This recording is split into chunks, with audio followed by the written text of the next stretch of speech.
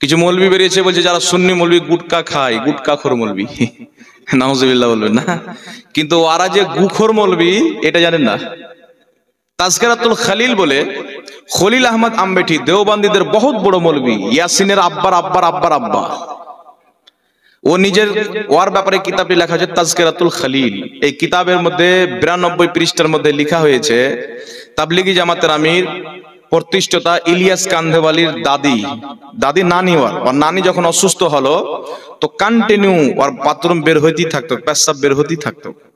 সে যখন মরে গেল ওর লাশকে উঠানো হলো, গাটা ধোয়াবে, ধোবি ডাকা হলো যে কাপড়গুলো ধোয়াবো, তো কাপড়গুলোতে বের করছে তো গুহে বাঁধবো না একেবারে খুশবু। তখন কি করলো জানেন? ওই কিতাবের মধ্যে লিখছে ওই গুকে তাবাররুক বানিয়ে রেখে নেওয়া হলো। বলেন নাউজুবিল্লাহ। তো গুখোর হলো না? প্রিয় বন্ধুরা, আমি জানি না কোন বক্তা কবে এই নামধারী মাজার পূজারী সুন্নি বেরেলি বক্তাদেরকে বানখোর বা গোটকাখোর বলে গালি দিয়েছে। এটা যে বক্তা বলেছে এটা তার ব্যক্তিগত ব্যাপার, কিন্তু সেই বক্তার ওপরে রেগে গিয়ে চটে গিয়ে পুরো দেওবন্দি সমাজকে কলুষিত করার জন্য, পুরো দেওবন্দি সমাজকে ছোট করার জন্য এই মুফতি জাহাঙ্গীর আলম রেজভী, এই ভণ্ড অপদার্থ, একে তো মুফতি বলাই চলে না, সে কিন্তু আমাদের বাদে লেগে গেছে। এই জন্যে যে যেমন তাকে সেভাবেই উত্তর দিতে হয়। কেউ যদি পাথর দিয়ে আঘাত হানে তাকে লোহা দিয়ে জবাব দিতে হয়। তাই মূলত আমি মুফতি জাহাঙ্গীর আলম রেজভীর যে সমস্ত মিথ্যাচার এই ভিডিওর মধ্যে করেছে সেগুলো দাঁত ভাঙ্গা জবাব দেওয়ার জন্য আপনাদের সম্মুখে উপস্থিত হলাম।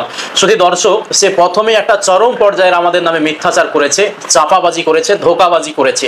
সেটা হলো কি, সে বলছে তাজকিরাতুল খলিল নামে একটা দেওবন্দীদের কিতাব আছে। হ্যাঁ, অবশ্যই এটা আমাদেরই কিতাব, আমাদেরই আকাবির লিখেছেন। মূলত এই কিতাবটা লিখেছেন খলিল আহমদ সাহারানপুরি রহিমাহুল্লাহ। তিনি এই কিতাব লিখে এই কিতাবের 92 পৃষ্ঠায় নাকি ইউসুফ কান্দলবির দাদির পায়খানাকে তাবাররুক হিসাবে দেখা যাচ্ছে নিয়ে নেওয়া হয়েছিল বা রেখে দেওয়া হয়েছিল, এটা বলেছেন। আস্তাগফিরুল্লাহ, নাউজুবিল্লাহ। এটা চরম পর্যায়ের তিনার নামে মিথ্যাচার করা হয়েছে, তিনার নামে জালিয়াতি করা হয়েছে। ওয়াল্লাহি তাল্লাহি বিল্লাহি, আল্লাহর কসম করে বলছি প্রিয় দর্শক ও শ্রোতামণ্ডলী, আপনাদের সকলকেই আমি রিকোয়েস্ট করব যে যদি আপনার এলাকায় কোনো আলেম থাকে তাকে মূলত অনলাইনে সার্চ দিতে বলুন। অনলাইনে পিডিএফ এ বইটা এখনো পাওয়া যায়। তাজকিরাতুল খলিল নামক এই কিতাবের 92 পৃষ্ঠায় আদৌ কি খলিল আহমদ সাহারানপুরি রহিমাহুল্লাহ এই যাবতীয় কথা বলেছেন? না, বলেনি, কোথাও বলেনি। এটা পুরো ওনার নামে মিথ্যাচার করা হয়েছে, বানিয়ে বানিয়ে তিনার নামে এটা এই মিথ্যা কথাটাকে চালিয়ে দেওয়া হয়েছে। শুধু দর্শক, আপনারা স্ক্রিনের দিকে লক্ষ্য করুন, এই হচ্ছে তাজকিরাতুল খলিল নামক কিতাবের ফ্রন্ট পেজ। এই কিতাবের চলুন আমরা 92 পৃষ্ঠায় চলে যাই। শুধু দর্শক, আপনারা 92 পৃষ্ঠা দেখতে পাচ্ছেন এখন স্ক্রিনের ভিতরে। এইখানে হযরত খলিল আহমদ সাহারানপুরি রহিমাহুল্লাহ তিনি মূলত ইলমে তাসাউফ নিয়ে আলোচনা করেছেন। এখানে কোথাও ইউসুফ কান্দলবির দাদির যে পায়খানা সেটাকে তাবারুক হিসাবে রেখে দেওয়া হয়েছিল এই কথা আলোচনা করেনি। অথচ এই ভণ্ড মুফতি, চাপাবাজ মুফতি, এই প্রতারক, এই চিটার বাটফার মূলত হযরতের নামে এটা মিথ্যাচার করেছে। শুধু দর্শক, চলুন এরপরে সে আরো কি বলছে আমরা তার প্রত্যেকটা বক্তব্য একটা একটা করে শুনে আসি। আর রশিদ আহমদ গাঙ্গোহী দেওবন্দীদের বড় আলিম গৌসে আজম গৌসুল আলম যাকে লিখে রেখেছে তাজকিরাতুল রশিদ কিতাবের মধ্যে, কাউয়ার মাংস খাওয়া সওয়াব, যে কাউয়ার মাংস খাবে ও নেকি পাবে। কাউয়ার মাংস খাওয়া জায়েজ? প্রিয় দর্শক, আপনাদেরকে এখানে একটা কথা বলতে চাই। এই চাপাবাজ মুফতি জাহাঙ্গীর কত বড় ধোকাবাজ, কত বড় জালিয়াতি করেছে। প্রথমে খলিল আহমদ সাহারানপুরি রহিমাহুল্লাহর নামে একটা মিথ্যাচার করলো, সেটা তো আপনাদের সামনে একেবারে স্পষ্ট করেই দিয়েছি। দ্বিতীয় নম্বরে এই ভণ্ড চাপাবাজ চিটার বাটফার সে আবার রশিদ আহমদ গাঙ্গোহী রহিমাহুল্লাহর বিখ্যাত কিতাব, যে কিতাবের নাম হলো তাজকিরাতুর রশিদ, এই কিতাবের নাম দিয়ে কত বড় একটা মিথ্যাচার করছে, চাপাবাজি করছে। দেখুন, সে বলতে চাচ্ছে যে রশিদ আহমদ গাঙ্গোহী রহিমাহুল্লাহ তিনি নাকি তিনার কিতাবের ভিতরে লিখেছেন যে কাউয়ার মাংস খাওয়া এটা নাকি সওয়াবের কাজ, অর্থাৎ কাকের মাংস খাওয়া এটা সওয়াবের কাজ, এই কথা নাকি সেই কিতাবে লেখা আছে। এটা সিরিফ ওনার নামে মিথ্যাচার করা হয়েছে, জালিয়াতি করা হয়েছে, পরিপূর্ণভাবে তিনাকে অপদস্থ করার একটা চক্রান্ত করা হয়েছে। তিনার নামে এরকম মিথ্যা কথা বলে মূলত আমাদের দেওবন্দি সমাজকে কলুষিত করার একটা চক্রান্ত আর কি। আমি চ্যালেঞ্জ করছি পুরো বেরেলি সমাজকে, পুরো সুন্নি মাজার পূজারী সমাজকে চ্যালেঞ্জ করলাম, রশিদ আহমদ গাঙ্গোহী রহিমাহুল্লাহ ওই যে কিতাব তাজকিরাতুর রশিদ, এই কিতাবের শুরু থেকে নিয়ে শেষ পর্যন্ত কোথায় এই কথা লেখা আছে তাদেরকে দেখাতে হবে। যদি দেখিয়ে দিতে পারে 1 লক্ষ টাকা তাদেরকে আমি নগদ পুরস্কার দিব। আর যদি দেখাতে না পারে তাহলে আমাকে যেন তারা তাদের পক্ষ থেকে 1 লক্ষ টাকা পুরস্কার দেয়। শুধু তাই নয়, এই অপদার্থ আরো কত রকমের মিথ্যাচার করছে, আর একটা জলসার ময়দানে বসে কত রকমের বাটপারি করছে। চলুন তার কিছু বাটপারি আরো আমরা দেখে আসি। দিলি কাওয়ার মাংস খাওয়ার স্বভাব বলে দিলি, গুকে তাবারুক বানিয়ে রেখে দিলি। আর তোমাদের মুজাদ্দিদ, তোমাদের আব্বা হুজুর হাকিমুল উম্মাত যাকে বলো, আশরাফ আলী থানভী বেহেশতি জেওয়ারের মধ্যে লিখছে যে আঙুলে যদি পেশাব লেগে যায়, গু লেগে যায়, বীর্য লেগে যায়, পিত লেগে যায়, রক্ত লেগে যায়, তো 3 বার চেটে লাও, পাক হয়ে যাবে। আস্তাগফিরুল্লাহ, নাউজুবিল্লাহ। প্রিয় দর্শক, মাত্র 2 মিনিটের ভিতরে ও মূলত 3টা জালিয়াতি করেছে। এবার আবার হযরত হাকিমুল উম্মাত আশরাফ আলী থানভী রহমাতুল্লাহ আলাইহির নামে চরম বড় একটা মিথ্যাচার করলো। সেটা কি, তিনি নাকি তিনার নিজস্ব কিতাব বেহেশতি জিওর, এই কিতাবের ভিতরে একটা মাসআলা বর্ণনা করতে গিয়ে সেখানে নাকি লিখেছেন যে কারো যদি আঙ্গুলে পায়খানা লেগে যায়, পানের পিত লেগে যায়, পেশাব লেগে যায়, বীর্য লেগে যায়, থুতু লেগে যায়, যেটাই লাগুক না কেন 3 বার যদি সেই আঙ্গুলটাকে চেটে দেওয়া হয় তাহলে সেই আঙ্গুলটা নাপাকি থেকে নাকি পবিত্র হয়ে যাবে। আল্লাহর কসম করে বলছি, এই কথা আশরাফ আলী থানভী রহমাতুল্লাহ আলাইহি বেহেশতি জিওরের কোথাও লেখেননি। এই চাপাবাজ এত বড় মিথ্যা কথা বলেছে আর এত বড় একটা চাপাবাজি করেছে, যে চাপাবাজিটা আমি চাচ্ছি এখন আপনাদের সম্মুখে উন্মোচন করতে। এজন্য আমি আপনাদের সম্মুখে এখন তিনার ওই কিতাবটা বাংলাটাও দেখাবো প্লাস উর্দুটাও দেখাবো। আপনাদেরকে চ্যালেঞ্জ করছি, এই যে এখানে উর্দু ভার্সানে আমার কাছে বেহেশতি জিওরটা রয়েছে। এই বেহেশতি জিওরের ভিতরে আমি অনেকবার খুঁজেছি, শুরু থেকে নিয়ে শেষ পর্যন্ত 11 খণ্ড একসঙ্গে আমার কাছে রয়েছে। কোথাও আমি বেহেশতি জিওরের ভিতরে ওই কথাটা পাইনি। কত বড় চাপাবাজ দেখুন।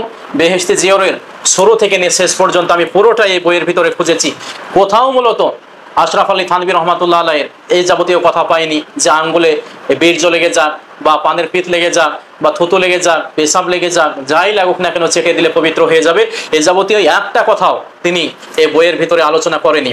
কত বড় চাপাবাজ দেখুন। ওরা ভাবছে আমরা মনে হয় আমাদের আকাবিরদের বই পড়াশোনা করি না, আমরা আমাদের আকাবিরদের যে সমস্ত কিতাব আছে সেগুলো মনে হয় স্টাডি করি না, অ্যানালাইসিস করি না। এটা পরিপূর্ণ ভুল হবে। আমাদের আকাবিরদের নামে মুফতি জাহাঙ্গীর আলম রেজভিকে বলছি, যদি চাপাবাজি করার চেষ্টা করো, তিনাদেরকে কলুষিত করার চেষ্টা করো, এটা করে ছাড় পাবে না। কারণ আমরা আমাদের আকাবিরদের কিতাবগুলো পাই টু পাই পড়াশোনা করি, এখানে চাপাবাজি মেরে কোনো লাভ হবে না। শুধু তাই নয়, আমি বাংলাতেও বেহেশতি জিওরটা বাজার থেকে নিয়ে এসেছি আপনাদেরকে দেখানোর জন্য। এই বাংলা বেহেশতি জিওরটাও আমি ভাবলাম যে উর্দু ভার্সানে হয়তো নাই, বাংলা থেকে হয়তো দেখেছে বলেছে। বাংলা ভার্সানটাও আমি পরিপূর্ণভাবে খুঁজেছি, কোথাও মূলত আমি পেলাম না যে আশরাফ আলী থানভী রহমাতুল্লাহ আলাইহি তিনি এই কথা বলেছেন। তাহলে ভাবুন যে কত বড় মিথ্যাবাদী। এমনকি চ্যালেঞ্জ করছি, আমি যদি মিথ্যা বলে থাকি আপনারাও খুঁজে দেখতে পারেন। বাজারে বেহেশতি জিওর প্রায় লাইব্রেরিতে পাওয়া যায়, সেখান থেকে কিনে নেওয়ার পরে আপনারা খুঁজে দেখবেন তিনি এই কথা বলেননি, অথচ তিনার নামে এটা মিথ্যাচার করছে। আল্লাহ তাবারক ওয়া তাআলার কাছে কাল কিয়ামতের দিন জবাব দিতে হবে। এটা কিন্তু মুফতি জাহাঙ্গীর আলম আপনি কিন্তু ভুলে যাচ্ছেন, এই জন্য সাবধান হয়ে যান। প্রিয় দর্শক, চলুন আরো কিছু তার ভণ্ডামি দেখে আসি। তো যে গুখোর, মুতখোর, পেশাবখোর, কাউয়াখোর, কুত্তাখোর, ও আমাদেরকে বলছে গুটকাখোর। তোর কাউয়া খাওয়ার চাইতে গুটকা খাওয়া মেলেই ভালো, ঠিক না? তোর গু খাওয়ার চাইতে পান খাওয়া মালে ভালো। আর গুটকা পান শরীয়তে হারাম নাই, দৃষ্টিগত ভাবে মানুষ খারাপ মনে করে আপনাদের এলাকা। আপনারা দেখতে পাচ্ছেন যে ভণ্ড মৌলবী জাহাঙ্গীর আলমের মুখের ভাষাটা কিরকম। সে একটা জলসার পবিত্র মজলিসে বসে, পবিত্র একটা মাহফিলে বসে যেভাবে মুখের ভাষা খারাপ করছে, আমি জানি না যে এই জলসার কমিটি কারা, এই জলসার আয়োজক কারা, কারাই বা এই ভণ্ড মুফতিকে দাওয়াত দিয়ে নিয়ে এসেছে। একটা মুফতির তো মুখের ভাষা এমন হওয়ার কথা নয় যে একজন মুফতি হবে সে নম্র হবে, ভদ্র হবে, শালীনতার সঙ্গে কথা বলবে, অথচ তার ভাষাগুলো দেখুন। এবং তারা যে নিজে পান খায়, গুটকা খায়, এই কথাটাকে সাপোর্ট করার জন্য দেখেন কত সুন্দর ব্যক্তিগত কিছু যুক্তি পেশ করছে। আমাদের ঝাড়খণ্ডে যাবেন, মৌলবীরাকে পান কিনে দেয়, হুজুর পান খান, হুজুর পান খান। আমাদের দিকে পাবলিক ও মশলা জানে এর ব্যাপারে। আলিম ওলামা আমাদের প্রচুর, প্রত্যেকটা গ্রামে 8টা-10টা আলিম পাবেন, আলহামদুলিল্লাহ বলেন। তাই ফিতনা কম। আর এইদিকে গুটকাখোর, উমুকখোর, আর তোমরা কি খোর জাতিকে যদি বলে দিই তো লজ্জায় মুখ লুকাইতে পারবে না। এদের যত মাদ্রাসা আছে এর এত নিকৃষ্ট কম, দেওবন্দি জামাত এত জঘন্য কম, এদের মাদ্রাসায় ছাত্র দেওয়া হারাম। আমার কাছে পেপার আছে, আপনি নিয়ে এলেন। 7টা পেপার আছে। মাদ্রাসার তালবিলিংকে, মাদ্রাসার ছাত্রকে এমন ভাবে তার সঙ্গে দুষ্কর্ম করেছে যে জান থেকে পর্যন্ত মেরে দিয়েছে। বলেন নাউজুবিল্লাহ। এগুলো তো আমরা জাতির সামনে বলি না, কারণ খারাপ জিনিস এগুলো বলা বাবজি, কিন্তু বাধ্য হয়ে বলতে হচ্ছে। আস্তাগফিরুল্লাহ, নাউজুবিল্লাহ। দেখছেন কত বড় মিথ্যাচার করলো মুফতি জাহাঙ্গীর আলম রেজভী। আমি তো মনে করেছিলাম যে ছোটখাটো মিথ্যাবাদী হবে, এখন দেখছি ছোটখাটো মিথ্যাবাদী নয়, এ হচ্ছে আন্তর্জাতিক লেভেলের ভণ্ড, আন্তর্জাতিক লেভেলের একটা লম্পট। এ শয়তান নিজেদের মাদ্রাসার ইতিহাসগুলো বলছে না, তাদের মাদ্রাসাগুলোতে যে কি হয়, কওমে লুতের মতো যে লাবাতাত হয়, তারপরে কওমে লুতের মতো সমকামিতা হয় ছেলে ছেলের সঙ্গে, সেটা এখানে বলছে না। আর আমাদের দেওবন্দীদেরকে মূলত কলুষিত করার জন্য, পচানোর জন্য, আমাদের নাম ও খ্যাতি নষ্ট করার জন্য শয়তান তাদের চরিত্রের কথাটা বা তাদের যে চরিত্র, সেই চরিত্রটা আমাদের মাথায় লাগিয়ে দেওয়ার চেষ্টা করছে। প্রিয় দর্শক, এটা পুরোপুরি মিথ্যাচার। দেওবন্দীদের কোনো মাদ্রাসায় এরকম কোনো দুষ্কর্ম হয় না। প্রিয় দর্শক, চলুন আরো কিছু তার ভণ্ডামি দেখি। বলছে মুফতি জুবেরকে আমার মাদ্রাসার গেট মানো রাখবো না। তোর বাপের মতন 14টা শাওকাত এসে যদি মুফতি জুবের হোসেনের পাও ধুয়ে পানি খাই, তোর মাদ্রাসার গেট মান যাবে? প্রিয় দর্শক, আপনাদেরকে আরো 5 মিনিট তার এই জলসাটা শোনার জন্য একবার আমি রিকোয়েস্ট করছি। কেননা এই জলসার ভিতরে সে এত চাপাবাজি করেছে, এত ভণ্ডামি করেছে, আর এত আমাদের নামে দেখা যাচ্ছে মিথ্যা মিথ্যা কথা সাজিয়ে গুজিয়ে বলেছে, যেগুলো 2 থেকে 4 ঘন্টা টাইম লাগবে খণ্ডন করার জন্য। আমার অত সময় নয়, এই জন্য বলছি জলসাটা আপনারা শুনুন, তারপরে দেখুন কয়েক মিনিটের ভিতরে সে কতগুলো চাপাবাজি করেছে আর কতগুলো মিথ্যাচার করেছে। মূলত তার এই সমস্ত মিথ্যাচারের জবাব আমার প্রত্যেকটা ধর্মপ্রাণ মুসলমান দিনী ভাই ও বোনকে কমেন্ট বক্সে দিয়ে যাওয়ার জন্য বলছি। কেননা তাদের এই জবাবগুলো যদি পাই টু পাই সোশ্যাল মিডিয়াতে না দেওয়া হয়, তাহলে এরা লাগামহীন বক্তব্য একের পর এক দিয়েই যাবে। এবং মুসলমানদের ভিতরে এখন সবচাইতে যে জিনিসটার প্রয়োজন, সেটা হলো একতা। আমাদের ভিতরে একতার খুব অভাব। যদি কিছু না বলা হয়, প্রতিবাদ যদি না করা হয়, তাহলে এরা একতাকে একের পর এক বিনষ্ট করবে, আমাদের ভিতরে ঐক্যবদ্ধতা থাকবে না। এজন্য তাদের জবাবগুলো দেওয়া একেবারে আমি মনে করছি খুবই প্রয়োজন। আপনারা সকলেই আমার মতোই কমেন্ট বক্সে দ্ব্যর্থহীন ভাষায় তার এই সমস্ত মিথ্যাচারের জবাবগুলো দিয়ে যাবেন, এটা আপনাদের প্রতি কড়া জোরে আমার আহ্বান থাকবে। আসসালামু আলাইকুম ওয়া রাহমাতুল্লাহি ওয়া বারাকাতুহু। আর তোর বাপ শাওকাতকার, তোকে তো আমরা কুত্তা চড়াইতে দেবো না মাদ্রাসার গেটের কুত্তা ভাগার জন্য। তোর যোগ্যতা কি আছে?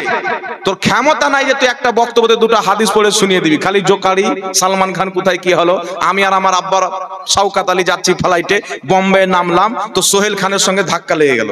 আমারও তো বডি ওর সাথে কম নাই বা, সোহেল খান ওর বাপের ভাই ধাক্কা লেগে গেল, এমনি ঘুরে। জান্না যাওয়ার সঙ্গে 6টা বডিগার্ড থাকে, থ্যাপড়া লাল করে দেবো, আর যত ভুঁটি আছে চর্বি বের করে টেনে নিবে।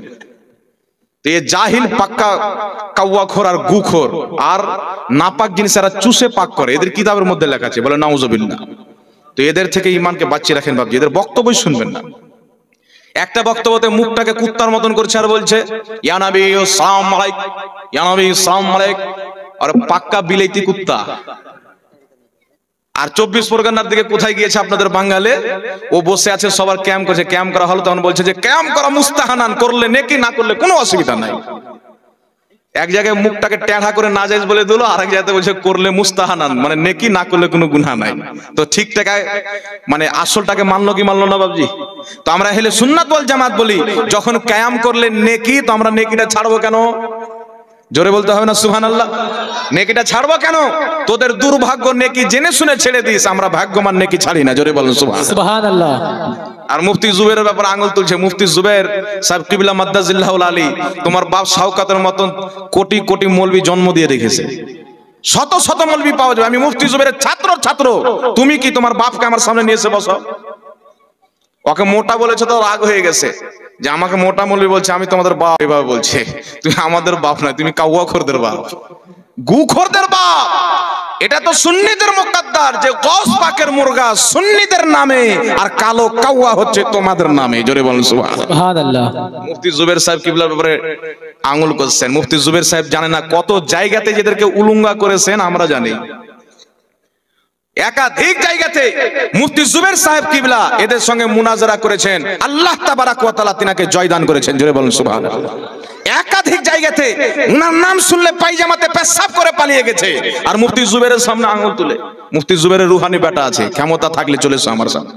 কত বড় তুমি মাছের পানি, এক জায়গায় বলছেন নবীর নাম চুমুন দিচ্ছে, আর মুনাজারের কথা বলেন তবে কি বলবে? বলবে যে আমরা কোরআন আর 6টা হাদিস ছাড়া মানবো না। 6টাই হাদিসের কিতাব আছে বাবজি, আর নাই। 6টা হাদিস ছাড়া মানবে না, এটা তো জাহিলের কথা। নবী পাক বলেছেন যে আমার 6টা হাদিসে যদি হাদিস আছে তো মানিও, আর অন্যটা মানিও না। ওর বাপের ক্ষমতা থাকলে একটা হাদিস দেখা 1 লক্ষ টাকা আমার চ্যালেঞ্জ থাকবে। এই 6 ইমামের যখন জন্ম হয়নি তার আগে কিতাব লেখা হয়েছে হাদিসের। সুবহানাল্লাহ বলেন। আর একটু জোরে বলবেন না সুবহানাল্লাহ। আর বলছে 6টা হাদিস আর কোরআন মানবো। তো তোমার বাপ দাদারা 1 টুকা 2 টুকা কিতাব লিখে মানুষের হাতে বন্টন কেন করে? পাতলি পাতলি কিতাব দিয়ে মানুষের ঈমান কেন নষ্ট করে? তো এদের থেকে নিজের ঈমানকে বাঁচিয়ে রাখবেন বাবজি। বললে গেলে অনেক কিছু বলার আছে।